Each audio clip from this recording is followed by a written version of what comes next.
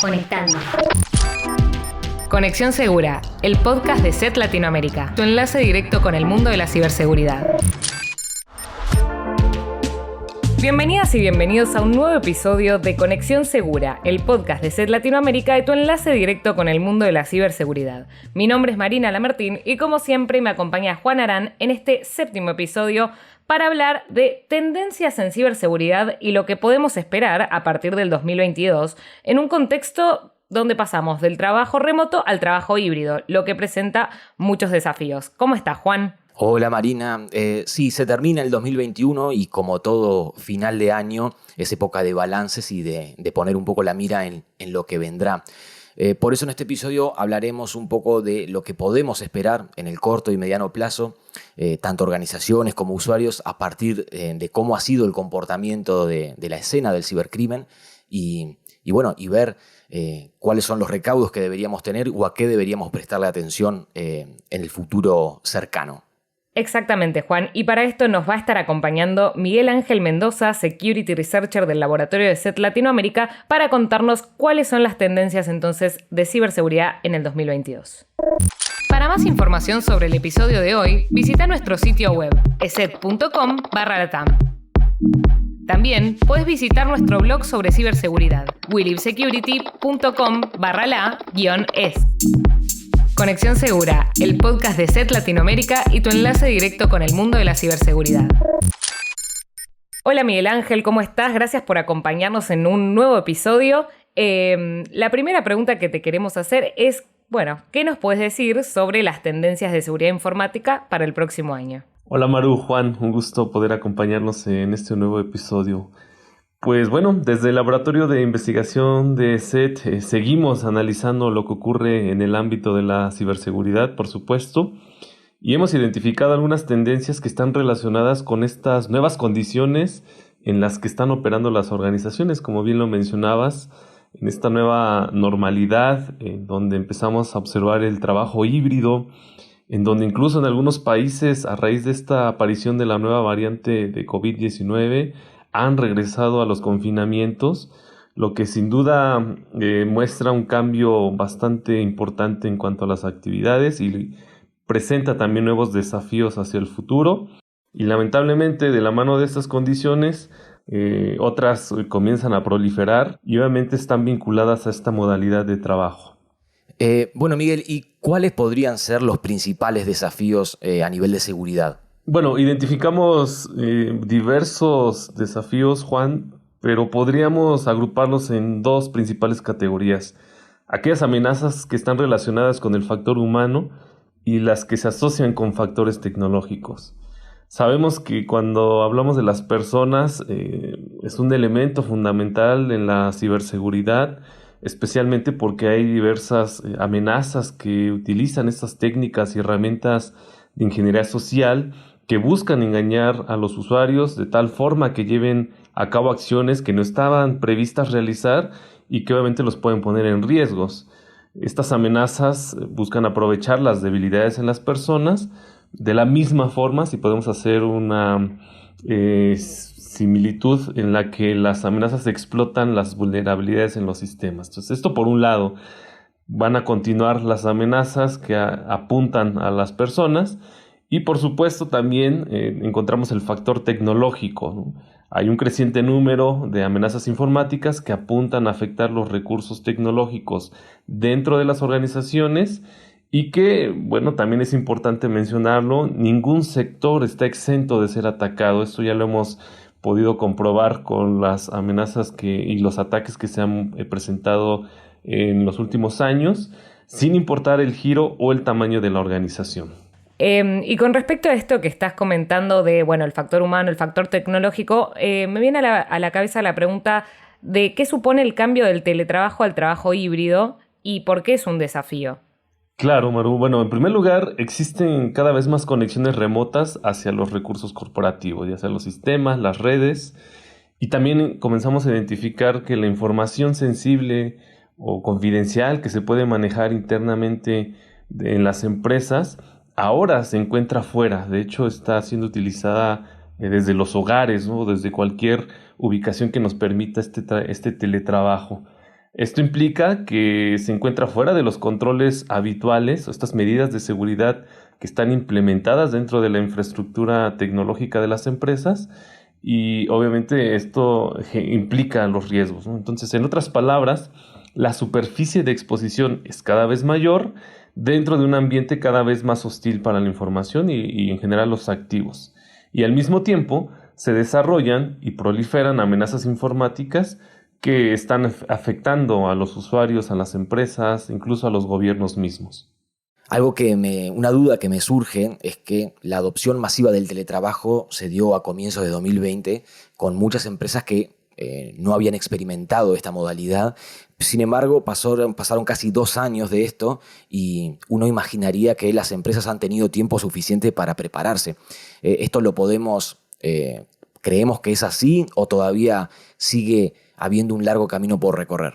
Bueno, es una realidad que el proceso de transformación digital de manera general se aceleró.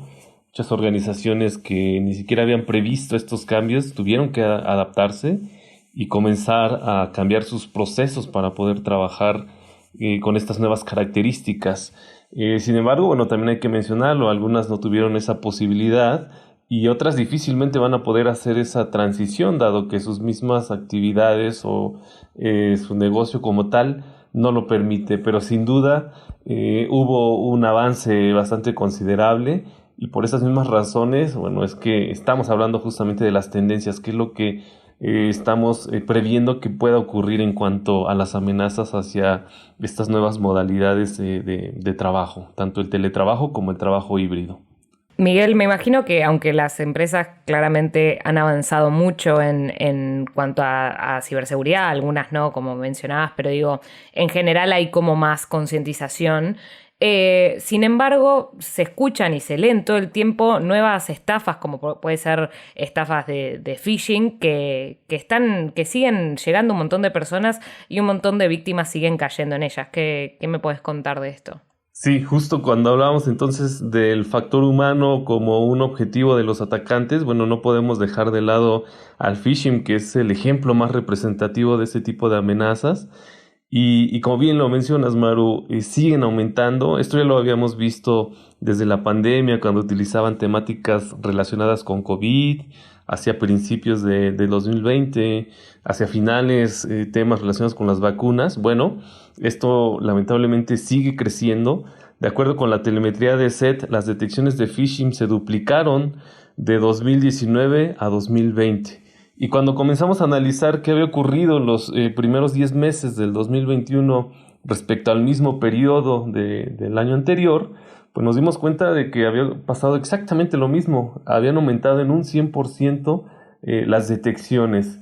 Y bueno, para tener una idea, en los últimos meses comenzamos a tener promedios de detecciones de alrededor de 250,000 registros en Latinoamérica. Es decir, un problema que sigue creciendo. Utilizan diversas temáticas y obviamente están siendo efectivas. Por eso vemos un crecimiento importante de este tipo de campañas.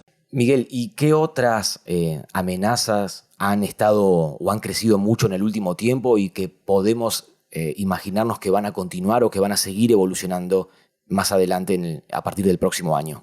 Bueno, aunado al phishing que ya mencionábamos, han comenzado a proliferar las estafas a través de aplicaciones como el caso de WhatsApp. Esto ha venido en aumento, campañas fraudulentas que utilizan diversas temáticas, son cada vez más focalizadas, apuntan a usuarios en específico, dado que emplean el nombre y la imagen de reconocidas marcas en función del país donde se están esparciendo. Y además utilizan múltiples vías de propagación. Prácticamente cualquier herramienta que permita la interacción entre los usuarios es utilizada para intentar engañarlos, ¿no? Principalmente estas aplicaciones de mensajerías y chats. Miguel, recién mencionabas las aplicaciones de mensajerías como principales fuentes, ¿no?, de este tipo de estafas. Me intriga saber qué otro tipo de amenazas se propagan por estos mismos medios. Claro, Maru. Y bueno, siguiendo con estas campañas engañosas que están circulando, no podemos dejar de mencionar a las noticias falsas, las denominadas fake news, que también han crecido de manera considerable durante la pandemia y estos meses. De hecho, este es otro pronóstico, que seguirán creciendo durante el 2022. Y de hecho hay algunos datos interesantes. Diversos estudios muestran que han aumentado hasta en un 50% después del confinamiento. Obviamente este tipo de noticias apuntan a llamar la atención del usuario y por lo tanto tienen más probabilidades de ser compartidas o reenviadas incluso que las noticias reales. Esto es un tema preocupante dado todo este contexto de desinformación que se está viviendo actualmente.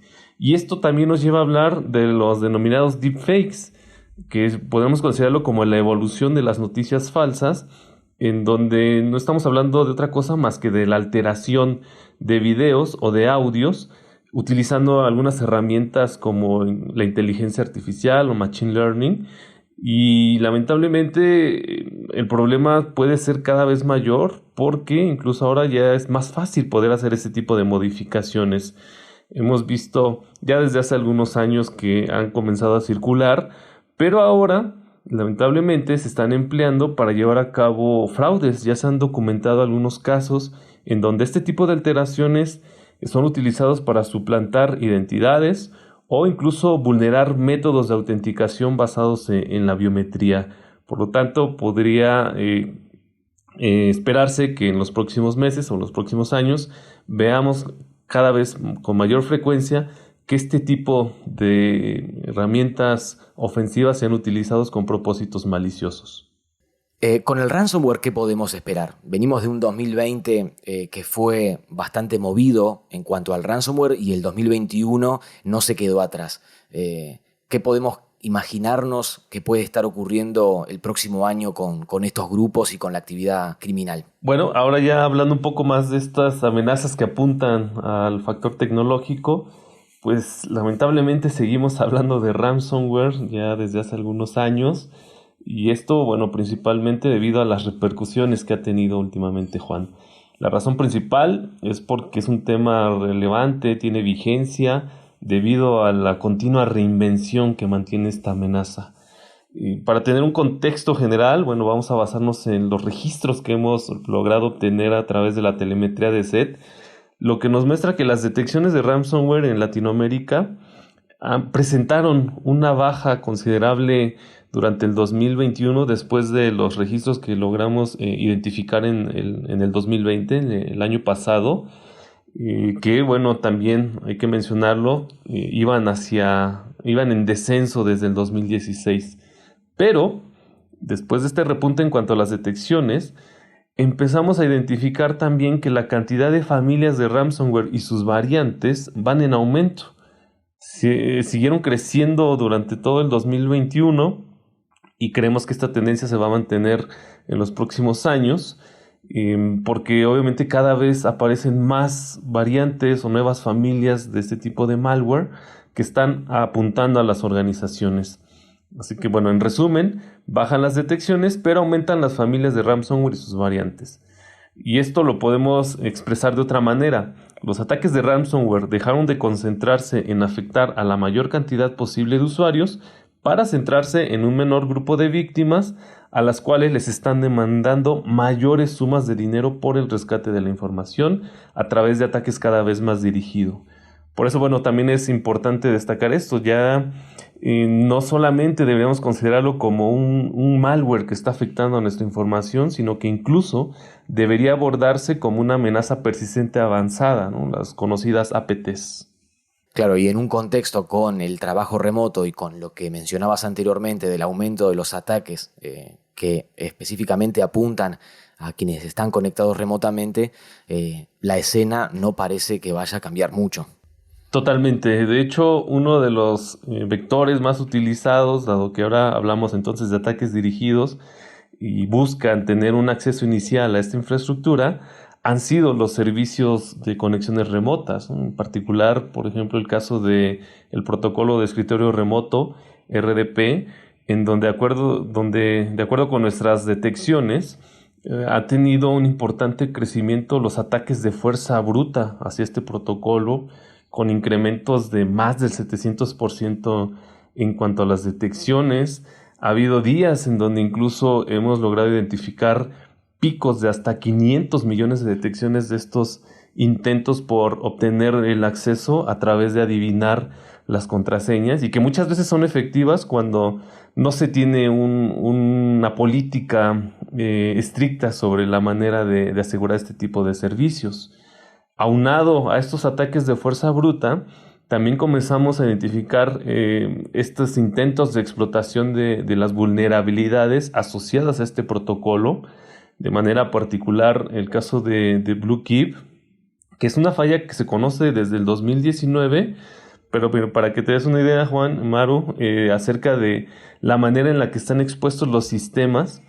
En Latinoamérica logramos identificar alrededor de 160,000 equipos que tienen RDP o el puerto 3389 abierto y expuesto a Internet. Y de estos, alrededor del 10% todavía son vulnerables a BlueKeep, es decir, que no se han actualizado. Entonces, esto lamentablemente se debe sumar a estas condiciones que mencionabas del teletrabajo, del trabajo híbrido y de las amenazas que están apuntando a estas nuevas condiciones.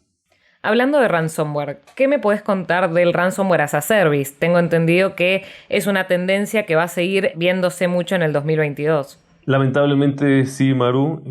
Esta modalidad del ransomware comenzó a ser utilizada ya desde hace algunos años, no es algo nuevo, pero sin duda durante el 2021 fue una forma en la cual empezaron a emplear estos grupos del cibercrimen, obviamente operando mediante grupos de afiliados o socios, y una vez que lograban monetizar el ciberataque, pues obviamente dividían las ganancias.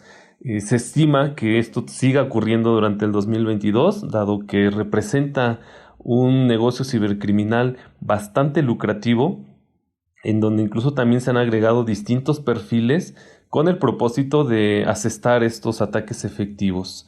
Si bien, entonces decíamos, no es una novedad, este modelo es mucho más rentable y obviamente tiene consecuencias cada vez más graves, ya no solamente para las empresas, sino también para la sociedad en general, dado que identificábamos estos ataques a las infraestructuras críticas, generando consecuencias para las personas, ¿no? Por ello, bueno, también es importante mencionar que las distintas iniciativas gubernamentales y de los cuerpos policíacos que buscan atrapar a los involucrados o a estos grupos del cibercrimen ya han comenzado a dar resultados. Algunos proyectos han sido abandonados, se han visto inhibidos, ya sea por el arresto de los afiliados de estos grupos o bien porque obviamente generan un tipo de temor, ¿no? para las personas que están llevando a cabo estas acciones maliciosas. Y bueno, es muy probable que esta tendencia también se mantenga durante el 2022. Sí, pienso que si bien es interesante o es esperanzador que la actividad de estos criminales se haya visto amenazada por estas fuerzas de seguridad, también uno a lo anterior que mencionabas, que mientras sigan habiendo vulnerabilidades que datan desde hace tantos años y donde siga sin haber un poco de concientización y los cibercriminales sigan encontrando puertas de acceso, digamos, libres que todavía sigan siendo vigentes, difícilmente cambien muchas amenazas o que sigan repitiéndose amenazas que datan desde hace varios años, ¿no? Bueno, simplemente una reflexión. Pero relacionado a esto que mencionábamos del malware, del ransomware as a service, también hubo un crecimiento en la actividad de los mercados clandestinos y una tendencia de los actores maliciosos de utilizar plataformas más en la superficie, digamos, como Telegram u otras plataformas sociales como Discord, lo que significa esto que está cada vez más al alcance de la mano. ¿Esto qué impacto crees que tendrá en el futuro? Exacto, Juan. Y todo esto que hemos mencionado está potenciado por este negocio multimillonario que ya mencionábamos del cibercrimen, que cuenta con distintos actores maliciosos que obviamente utilizan plataformas y sitios para organizar y realizar sus operaciones. Y algo que está ocurriendo, como bien lo mencionabas, es que ahora ya no solamente podemos hablar de estas amenazas en lo que se conoce como la Deep Web, ¿no? La Internet profunda y de manera específica la dark web, ¿no? O las redes obscuras, que es donde normalmente se asociaba la actividad maliciosa, sino que ahora otras aplicaciones de lo que podemos denominar la Internet superficial han comenzado a ser utilizadas para llevar a cabo estas acciones. Tal es el caso de aplicaciones, como bien lo mencionabas, Telegram, Discord, que ofrecen un alto nivel de privacidad, incluso herramientas de cifrado, y que por lo tanto les permiten operar ya de una manera mucho más fácil o acceder a ese tipo de información de una manera más sencilla para seguir delinquiendo, ¿no? En los casos en donde en los países donde estas actividades ya han sido tipificadas. Obviamente hablamos de actividades como la compraventa de malware, lo que se conoce como el malware as a service, foros para el intercambio de información, tácticas y metodologías que son utilizadas para estos ataques, sitios para comprar información robada o confidencial. Entonces, esta actividad maliciosa que podríamos considerar que se llevaba de manera clandestina en sitios en donde difícilmente se podía acceder, ahora ya lo estamos viendo en la denominada Internet superficial. Esto abre todo como un nuevo mercado del cibercrimen. Por lo que me estás diciendo, me hace sentir que está todo más al alcance de la mano, tanto para los que delinquen como, bueno, no sé, para las víctimas también. Y para los que quieran iniciarse en algún punto también, claro. Es lo que parece más accesible, algo que parecía remoto, ¿no? Me da la sensación. Sí, totalmente. De forma lamentable esto está ocurriendo. Ahora es mucho más sencillo acceder a este tipo de información e incluso para personas que quieran llevar a cabo acciones maliciosas y que no necesariamente tengan los conocimientos técnicos para hacerlo, ¿no? Hablamos de que, por ejemplo, se comercializan grandes bases de datos con nombres y apellidos, documentos de identificación, por supuesto información bancaria, información relacionada con cualquier servicio de internet, cualquier servicio que ustedes imaginen que utilizamos de manera cotidiana, también son vendidas estas credenciales de acceso. Entonces es un mercado, por supuesto, que oferta este tipo de datos porque hay una demanda. Y algo que llama la atención es que esta información sensible de los usuarios suele ser recolectada a través de 3 principales vectores.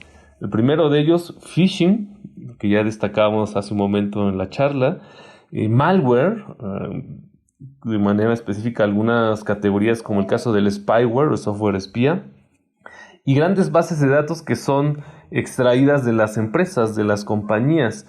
Entonces, esto explica por qué vemos estos crecimientos que ya destacamos hace un momento, ¿no? Porque estas amenazas que apuntan a las personas o a la tecnología de las empresas sigue siendo afectada, dado que este crecimiento que destacaban en cuanto a las actividades del cibercrimen, pues obviamente están proliferando.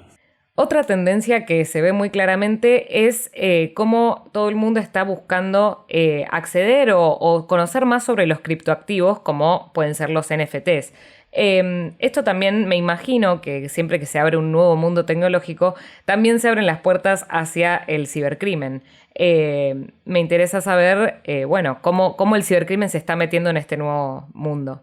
Claro, los NFTs o los tokens no fungibles son esos bienes digitales que también hay que destacarlo. No son algo nuevo, se conocen desde el 2012, pero últimamente han comenzado a llamar la atención debido a que ha tenido un importante crecimiento en cuanto a su uso o adopción, ¿no? Como por ejemplo podemos hablar de las obras de arte, coleccionables relacionados con algunos deportes o incluso videojuegos, pero obviamente este tipo de recursos o activos digitales que están basados en la criptografía, dado que no existe otro igual, bueno, tienen un mayor valor. Y como suele ocurrir, cuando se genera un nuevo mercado, comienza a tener popularidad, una mayor cantidad de usuarios y el dinero en torno a este mercado va en aumento, suele convertirse en un objetivo de cibercriminales. Tal como ocurrió con las criptomonedas, ¿no? Que al elevar su valor casi de manera inherente surgieron amenazas en torno a ellas.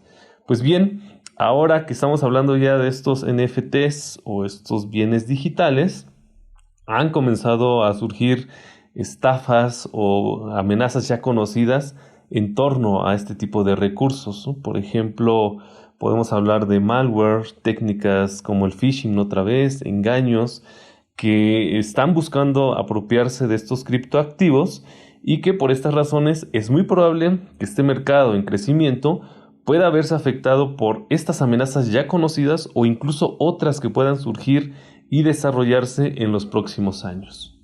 ¿Qué es lo primero que buscan en torno a los criptoactivos los cibercriminales? ¿Acceso a billeteras? En fin, ¿qué sería la información más o, digamos, las divisas o los bienes digitales en sí? Bueno, para que estos puedan operar se necesita una billetera digital y la manera de mantener segura esta billetera digital es lo que más preocupa, porque como bien lo mencionas, Juan, pueden apropiarse directamente del activo, o bien incluso hemos visto estafas en donde se suelen comercializar este tipo de recursos en donde ni siquiera logran tener ese valor, ¿no? Es decir, es un valor superfluo que ni siquiera está garantizado por estas herramientas, estas tecnologías, como el caso de blockchain, ¿no? Esta cadena de bloques que está detrás de estos recursos digitales. Pero la preocupación principal entonces es que si hacemos una similitud con lo que puede ocurrir con otro valor único, como el caso de una obra de arte, pues si alguien quisiera apropiarse de ella, necesitaría vulnerar la seguridad del museo donde esté expuesta esta obra de arte. Ahora, si hacemos esta equivalencia, si alguien quisiera apropiarse de este bien digital, pues simplemente tendría que vulnerar el equipo en el cual está alojada esta billetera digital. Entonces, obviamente, las técnicas son diversas, las que ya mencionábamos hace un momento, y la seguridad es lo que se debería estar considerando para protegerlos, ¿no? Contar con estos mecanismos que impidan que algún atacante pueda apropiarse de estos recursos digitales. Bueno, Miguel Ángel, otra vez, nuevamente, muchas gracias por haber estado con nosotros. Muy interesante, la verdad que seguramente hay muchísimas cosas más para hablar, pero creo que tenemos bien claro cuáles son las tendencias para el año que viene y para, bueno, los próximos años también. Gracias nuevamente. Al contrario, siempre es un gusto poder participar. Que estén muy bien y cuídense mucho. Bueno, luego de este episodio creo que nos quedó bien claro cuáles son las tendencias. Todo tiene que ver mucho con la transformación digital, con el teletrabajo, el trabajo híbrido y todos los recovecos que van encontrando los cibercriminales a medida que va avanzando la tecnología y a medida que van surgiendo nuevos cambios y nuevas incertidumbres también. Me quedo con esto de lo importante que es el factor humano, la educación y un montón de otras cuestiones que no simplemente tienen que ver con la tecnología. ¿Vos qué opinás, Juan?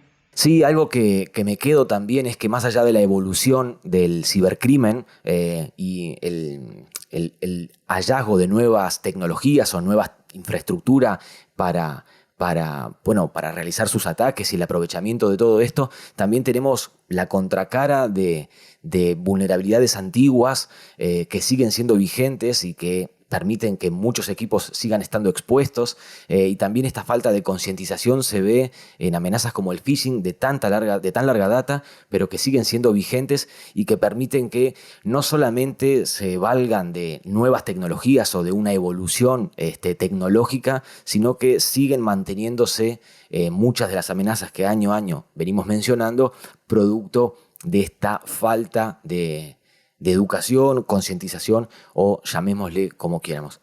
Pero bueno, antes de despedirnos, quería recordarle a los usuarios que pueden leer todas las novedades sobre estas amenazas y el panorama de la ciberseguridad desde Willip Security y también invitarlos a seguirnos en Instagram, Facebook y Twitter. Nos pueden encontrar como ESETLA y en LinkedIn como ESET Latinoamérica. Gracias por estar del otro lado y habernos acompañado. Nos vemos en el próximo episodio de Conexión Segura, el podcast de ESET Latinoamérica y tu enlace directo con el mundo de la ciberseguridad.